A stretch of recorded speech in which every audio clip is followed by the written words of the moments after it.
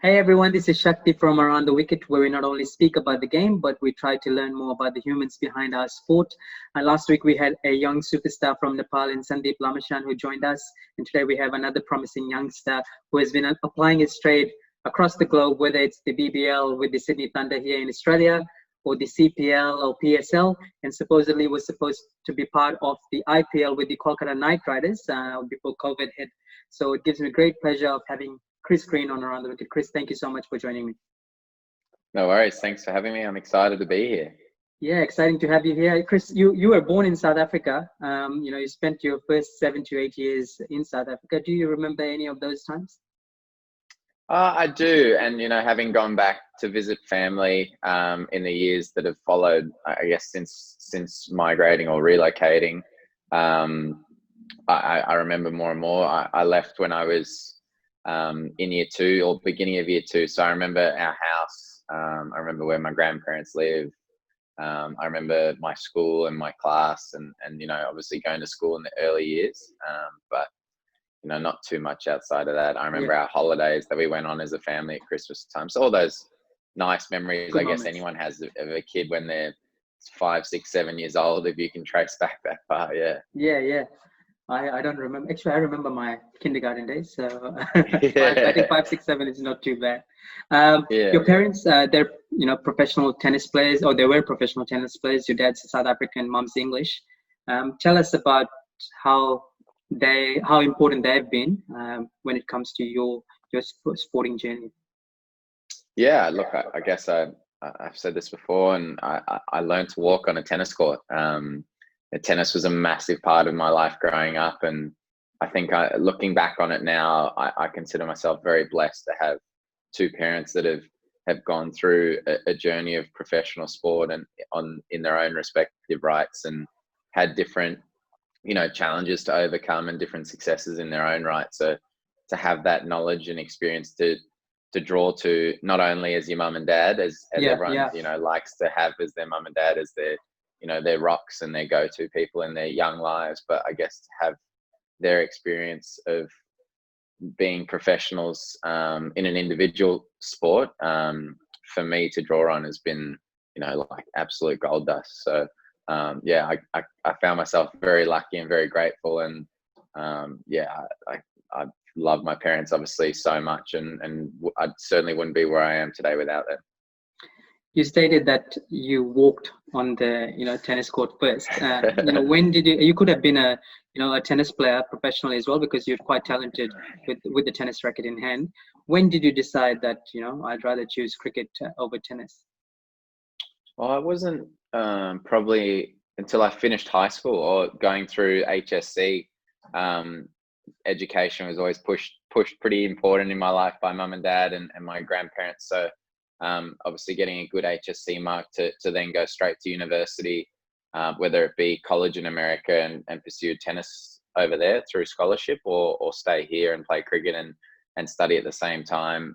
So I took a slight break from the two of them and focused on my studies, and used that as a time to try and choose between the two. And I could never really decide, but my way of choosing was that I didn't want to leave home and go overseas at that moment. I'd enjoyed my cricket season till then was a lot of fun, and had been really successful at school and club level. And I think that was my way of choosing cricket over tennis. You stated before that the allure of team sports like cricket, as compared to an individual sport like tennis, which can be consuming. How important are team sports when it comes to building a confidence of an individual, as well as a growth of an individual as a person? Yeah, look, I think there's a massive difference, especially seeing what my brother's going through as a professional tennis player himself, and the different travel he goes through compared to me. Overseas, you've got teammates, coaches, support staff, physios, all included in, I guess, your team or in your group. And that's where, I guess, team sport, you're lucky. You've got that company, and you've got people to draw to for support when you're away from home. Whereas, and an individual, you're out on your own. You've got to fend for yourself, and you've got to find people to train with in the lead up to the tournament. You got to find someone to warm up with in the lead up to your match, and you may not know anyone, so you sort of left to fend for yourself. So having, I think, those pillars of support from a team perspective is something that I enjoy. You know, I love working with people. I've got a fascination for people and culture, and not only in the sports space, but also in the business and, I guess, general life space. Hence why I enjoy sort of leading teams and being challenged in leading positions. So I think that's just, I guess, the way I'm inclined to be a lot more people oriented. So the team sport, again, maybe that was my natural way of choosing cricket over tennis as well. Yep. And is there anything from tennis that you took as an individual sport, especially mentally, that you have implemented with your cricket? Yeah, look, I 100%, and that's where, again, I link back to being very lucky of having my parents gone through what they went through as tennis players. Is, you know, the professionalism of an individual sport is definitely far further ahead of the professionalism of team sports. You know, you look at the top individual tennis players, for example, and they surround themselves with a team, and it's all about them and, you know, getting themselves right. Whereas I think often team sports can forget that when, you know, it's just seen as a team sport, but really in cricket, there's very individual factors within the game that you need to be fully prepared for. And I think some guys have gone out of the limb and done that. And, you know, I think Shane Watson, for one, was one of the first guys that sort of did it, invested in himself and went, you know what, I need to make me the best, because if I'm the best, then the team's the best. And he invested in his own body and you know, and upskilled himself. And I think there's definitely a gap in the game there. So having that, I guess, knowledge again and expertise to draw back to and experience from them. And then, yeah, I think in the moment, being able to cope with pressure on your own, that's certainly helped from the tennis background, because on a tennis court, you're by yourself, sort of talking to yourself, looking a bit mad and, weird. Whereas cricket, you can obviously get a little bit distracted from other teammates. So it can be a good and a bad thing as well. Yep. Tell us about your cricket days here in Sydney. Where did it all start? You know, and then we'll talk about the Sydney Thunder days. Yeah, I think. Well, look, when we moved over from South Africa, the first club I joined was St Ives Junior Cricket Club, just up in the North Shore of Sydney. Played under nines there. Joined. I think I played under 10 rep cricket for Gordon it was then, and then turned into North Shore and played for them all the way through. So like club cricket continued up until age 15 and 16 as well. And then school cricket, you know, I think I wouldn't be playing cricket obviously without my parents, but I was very lucky that I went to Knox Grammar School and was coached by a guy, Gav Twining, and that really helped develop my passion for the game. And he devoted a lot of time and effort into me as a cricketer and as a person as well, and helped me, I guess, grow into and form the foundation of my game that I am today from a batting and bowling point of view. And if I didn't go to Knox or didn't meet Gav, or Gav wasn't there, then I don't know, I honestly believe I'd be playing tennis. So I guess that's where it all started, from my dad to Gav helping and coaching me through club, school and rep and Green Shield cricket through Northern Districts as well. That was the early days of my club and growth career, I guess. You know, growing up, you've said it a few times as well that, you know, another South African all-rounder, Jacques Kallis, was your childhood, hero, you know, when it comes to cricket, possibly the greatest all-rounder of our times.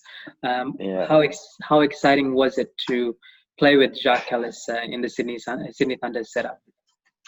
Yeah, it's really hard to describe the sensation and experience of it all. You know, it's very surreal, and even looking back on the time now, I think I was just completely in awe. And then also, you know, I definitely took it for granted that first year. I should have, you know, if I had my time over, would I have pestered him more to talk to him? But, you know, fortunately for me, on my first year, I played one game. That was Jacques' first year at the Thunder. We signed him back. And then that one game, I obviously performed well enough to get a contract back. And then that following year, I played every game and we went on to win the trophy. And the coach got wind that I was a bit starstruck. So I was able to form a relationship with him. And you know, able to pick his brains more. So yeah, for me to say that I got to play alongside my hero, you know, high five him when he got a wicket, he high fived me when I got a wicket, he helped me in the nets with my batting and my bowling, and you know, just watching him up close and personal and sitting next to him in the change room, it's like, you know, it's a bit, yeah, it's weird, but it's, yeah, I was in awe the whole time. Yeah, So it was not many really people will cool. get And to say that. no, exactly. So, you know, whatever happens from this moment forward in my career, I've already achieved something that I didn't think I'd ever achieve, and Yeah. that experience will live with me for the rest of my life. What's the biggest takeaways, you know, sharing the dressing room with guys like Jacques Kallis or Mike Hussey or Shane Watson, as you know, chatted about earlier? What's the biggest takeaway for a young cricketer like yourself? There's so many things I've learned off those guys, among many others. But I think, you know, and it's probably not doing the utmost respect to them, but they're actually, upon reflection, is that they're just normal people like you or I. You know, they've got families, they've gone through different challenges themselves and overcome them. So I think just that feeling that it's okay to fail, that it's okay not to be okay at times, that it's okay to be feel like you're under pressure or underperforming, or, you know, always the guy that they go to for answers, or to step up, and so just observing that, seeing how they deal with it, and then also seeing the normality around it and how many mistakes they actually make. Rather, I guess we see the Steve Smiths of the world, the Virat Kohlis, and go, these guys are superhuman, but actually they make the same mistakes we do, or they have made the same mistakes we do. We just make them far more than they do. So it's picking their brains around how they, you know, mentally get themselves in that sweet spot or in the zone, whatever term someone wants to use, and just how consistently they're able to do it, and you know, nothing really phases them outwardly. And I think Jack was, I guess, typified that. Is he considered himself like a duck on water. On top of the surface, he looks calm as anything, but down below, he's kicking like you can't believe. And I think that's what all the good people in our world do well, is they're very calm and assured of themselves on the outside, and on the inside that we don't know what's happening. So yeah, just learning things like that, particularly around the mental side of the game, was invaluable for me. You've been part of this Thunder setup for some time now. One of their more consistent performers, and recently you signed, you know, the longest contract or deal for any cricketer in the BBL. What makes that franchise so special for yourself, and how's the time been? Yeah, look, from the moment I walked in the doors, I felt welcome. You know, there's certainly the change that Mike Hussey, Nick Cummins, and Paddy Upton looked to make that first year that I was there. So I was part of the transition and change of, I guess, the new Thunder, if you like, into a loved club, where they do so much for the wider community, and really bring in the fans and communities around Western Sydney in particular, is certainly something that I'm incredibly passionate about. But yeah, as I say, from the word go, Mike Hussey came up to me, introduced himself, said, you know, I'm here for you, we back you, and really made me feel special and welcome. And all the top players have done that, and it's something that we continue to pass on. We want guys to really enjoy their cricket and enjoy being around that setup, and to be themselves and embrace everyone's differences. You know, often in team and in group environments, we can be a bit restricted in who we are and how we want to be. Whereas I really feel like at the Thunder, and I'm biased, but I don't know what everyone else is doing, but we really embrace everyone's point of difference, and you know, we want that, because that's our point of difference at the end of the day. And I think we've got a really great mix of guys, and from different and diverse backgrounds, and that to me typifies the Thunder and who we are, and you know, I believe it's why our fans love us as well. You've had some setbacks last year. You know, it's, you know, well publicized now. You took some time off. You took it on the chin. How important is it for someone like you, or any other youngsters out there, you know, to go through a setback like that and use that obstacle to make themselves better? And how disappointing was it as well at the same time to find out, you know, something regarding your action? Yeah, look, it came as a really shock from nowhere. Nothing had been said or heard of before, and hadn't really gone through any problem like that anywhere. So it was certainly a shock and a massive kick in the guts, especially, watching my team play when I wasn't injured. I was still able to run around. So that was really tough. But I think in the day or two that followed after, I was naturally deflated and upset and frustrated with it all, is just gaining that bit of perspective. And the country at the time was going through an incredibly tough time with bushfires. People all around the world are going through far greater issues than I was going through, just missing 90 days of cricket. I consider myself, like, if I'm sitting around kicking stones and dragging my feet along because I'm missing 90 days of cricket, I don't think I'm doing myself or anyone else justice. So I really looked at, okay, what's my opportunity here, and turning into that. So I think it's, with any setback, mistake, failure, it's looking to learn from it, and then also, how can you utilize that to the best of your ability? And I'm certainly trying to utilize it, for me, as an extended training block, and going, I may have missed some cricket. COVID-19's hit and extended that block for me as well. But now it's about, okay, getting myself ready and prepared to come back bigger and better after this break when cricket returns, so that I'm in a better place and I can continue to play the game I love, and pursue different opportunities where I can to grow as a cricketer and as a person. Before the setback, you were actually very close in terms of the national setup when it came to T20 cricket. How exciting is it for you to know that you are thereabouts when it comes to national selection? Yeah, thank you. It's always nice to be spoken about in the media through consistent performances, but at the end of the day, those guys in the Australian team are doing really, really well. You look at Zampa and Agar, particularly if you focus in T20, they've sort of nailed down their spot there. So I'd have to do a lot to dislodge them, and I see it as a great challenge. It's very easy to sit back and go, and get comfortable. I'm never going to do it, but I know that I have to get bigger and better, as I said, to come back and put those guys under pressure and hopefully get my opportunity. So yeah, it's nice to be spoken about, and it's nice to be considered that person that can, perform under pressure or perform in the big moments. But I know that, I've got plenty of motivation to continue chasing and nipping at their heels, and hopefully jump past them when cricket returns now. And I wish you all the best. Hopefully you'll be in another green and go jump not too soon, not too far. Yeah, thank you. Do you harbor any thoughts when it comes to the longer formats of playing Test cricket in the future? Yeah, absolutely. I don't consider myself pigeonholed, or I certainly don't want to pigeonhole myself into just a T20 cricketer. I see my time at the moment in the game is my opportunities that are only arising in T20 cricket. I've pushed hard to try and get a state contract the last few years, and again, sort of been on the cusp in and out of that squad through one days, or having a contract at different stages, but not being quite there yet in long format cricket or considered ready.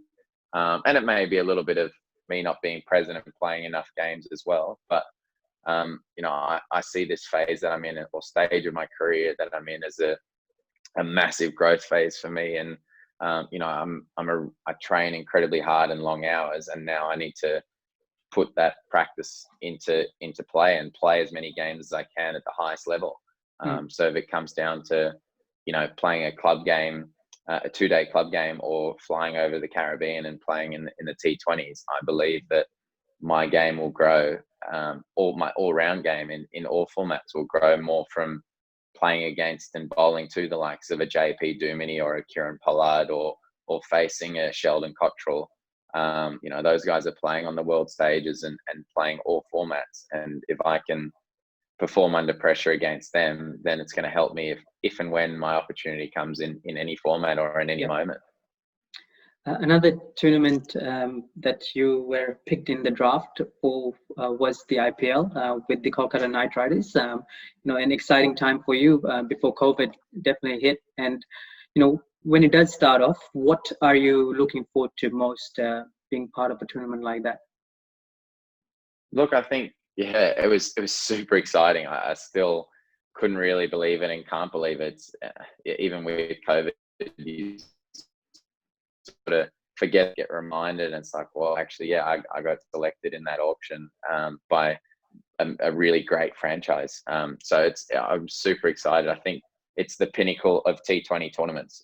It's where T20 cricket, I guess, has grown from, and you want to go there and test your skills against some of the best players in the world that I haven't ever played against or with, which is any Indian cricketer, because they can't come out and play anywhere. So yeah, I think the passion that the Indian people have for the game is something that really excites me, and experiencing their culture and how they prepare and play for their cricket is always something that I like to go and really immerse myself in when I get to these overseas tournaments, and understand the journeys of local cricketers and how they got to where they get to in the game. And then, yeah, I think, look, working with the likes of, in my team was Brendan McCullum, Owen Morgan, Dinesh Karthik. There's so much knowledge to go off just off those three players, never mind the rest of it, and never mind every other team and coach and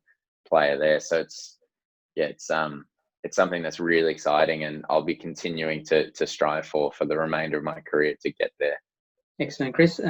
You've been part of a lot more franchise leagues across the globe, whether it's the Global T20 in Canada, or the CPL I was talking about, and the PSL.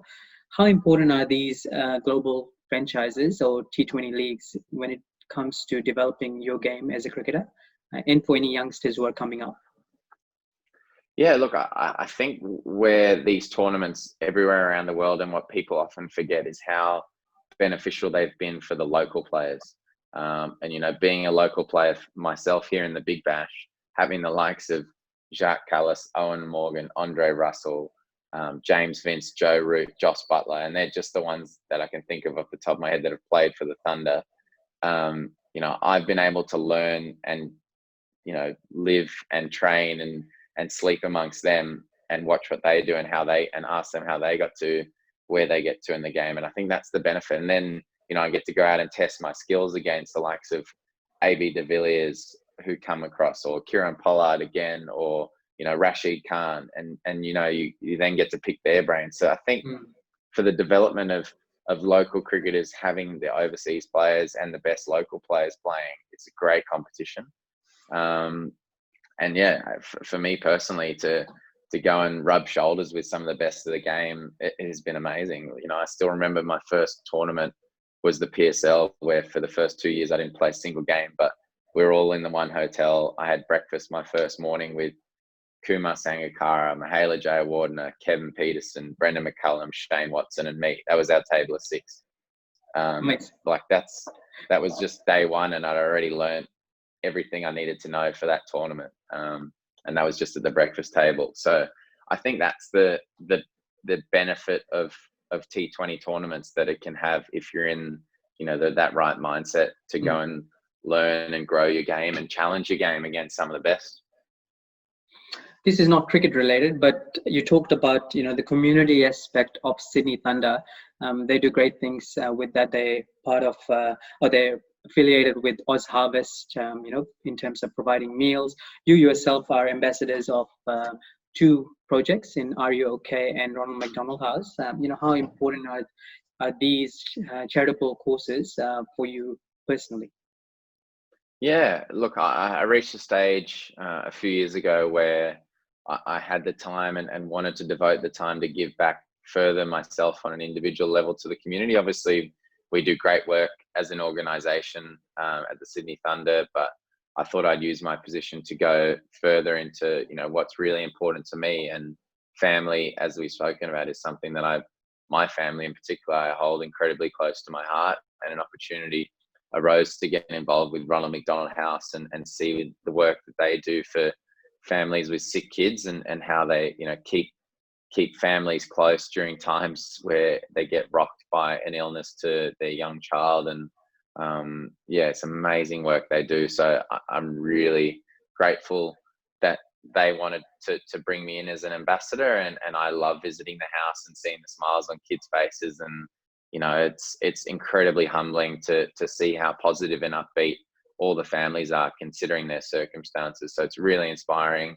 for me personally to go and visit and give my time, as much time and energy I have spare, to that house, or to the charities as well around the house. And then the other one is Are You Okay? Through mental health. And unfortunately there's a horrible stigma that, particularly amongst men, but in Australia and around the world, around mental health, and not talking about it, and not realizing that it's okay not to be okay. And I think that's what Are You Okay? Do really well on the introduction level. And unfortunately I've lost close people to me in my friendship circles to mental health issues and suicide, and that's where I saw an opportunity to go and try and help raise awareness to what is a desperate cause and is taking more lives than anything that than coronavirus or wars. There's more people dying from suicide and mental health than there is from any of these issues, that yet we're not talking about it. So it's two really key things of my life, and I try and devote as much time and energy as I can to helping those organizations as much as possible. Thank you for sharing that, Chris. I guess for you now moving forward, what's planned? You said that you started training before we started the conversation. What's planned for now, and what's planned for the future? Yeah, look, I think in the immediate term is continuing the remedial work around my action. Hopefully I'm flying up to hopefully get cleared in a few weeks in Brisbane, and then touch wood, all goes well, but my last test went really well, so I'm feeling pretty positive about it. And then it's a return to cricket and trying to get back to whatever tournament pops up first, or whether it's the domestic season here, and giving it my best shot in the lead into the BBL. Really, the BBL is my most important competition, and it's making sure I'm performing at my peak then, but also at my peak at different stages throughout the year, and again contributing to team success. Yep, excellent. I've got 10 rapid fire questions, actually 9 rapid fire questions, if that's okay with you. Yeah, no problems. I'm nervous. Oh, don't be nervous. I don't think I have anything. No, all good. That's easy. Your current favorite cricketer at the moment?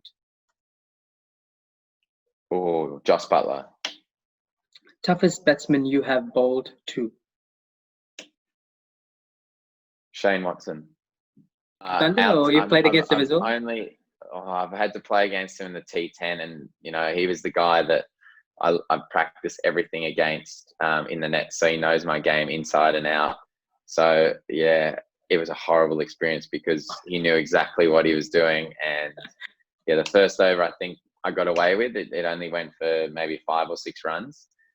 The next over went for 20. So I had to bowl back-to-back overs and him in the power play of 3 overs, and he took me apart. So I'd have to say him. He still has it as well now. I mean, yeah, he can still play. Yeah, he can still play for the national team if he wants to. Toughest bowler you have faced? I'd be a way out between Sean Tate when I made my debut for New South Wales, or Rashid Khan. Yep. Yeah. Your favorite pastime? I think family holidays. Your favorite cricketing moment? Winning the BBL at the MCG. Favorite tennis player? Roger Federer. Video games or reading? Reading. Your favorite movie? Shawshank Redemption. Oh, this is everyone's almost classic. Best knock joke, if you have any. No, I've got only one that springs to mind is the worst one. All right, is knock knock. Who's there? Oh no, hang on. I was thinking why the chicken crossed the road. I got nothing. All right, that sums it up, Chris. Thanks. Thanks for your honesty, firstly. It was wonderful having a chat regarding your cricket life. What No ticks your worries.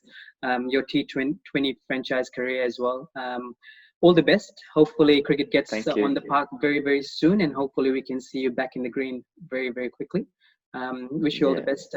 Stay safe, and hopefully, chat soon in the future.